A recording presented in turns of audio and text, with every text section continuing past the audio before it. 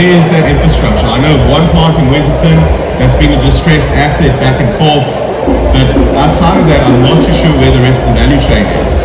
And it might not only be government's responsibility, but when the Department of Agriculture approaches the public in general and farmers as a whole and says, start planting hemp, it's better for you, it's better for the environment, well, where's that going to go? Where are those off-takes? Where are those guarantees that that commercial crop is going to have somewhere to go on after harvest? I don't know if anyone over there would like to take it.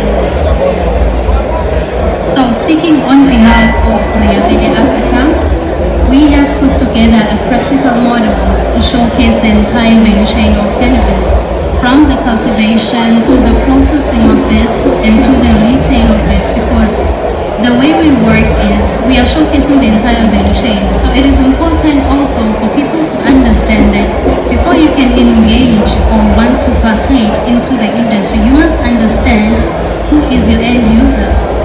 That is very much important so that you don't find yourself sitting with a lot of stock that you just harvested because you don't have markets. So we have created Isikambu Cannabis Hub in Red Hills by Devon Road. That is where we get a lot of people who are looking for information, because as mentioned, people still aren't aware of the many uses of cannabis because of the stigma it still holds. So education goes a long way. So it is in the best interest of all of us to be in this together and to open it up and share the information so that we are able to grow our industry and to open up businesses.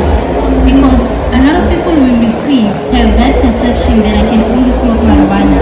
You're selling marijuana, it's a drug, it's a criminal thing, not realizing the economic opportunity that the marijuana plants can address. The socio-economic issues that we face largely in South Africa, such as your high unemployment rates, your food scarcity, those are all the things that can be tackled using the cannabis plants. Only if we allow this information to get to the people.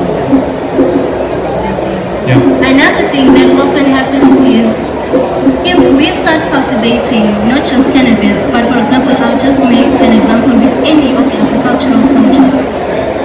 People are able to cultivate, they train, but then that's where it ends.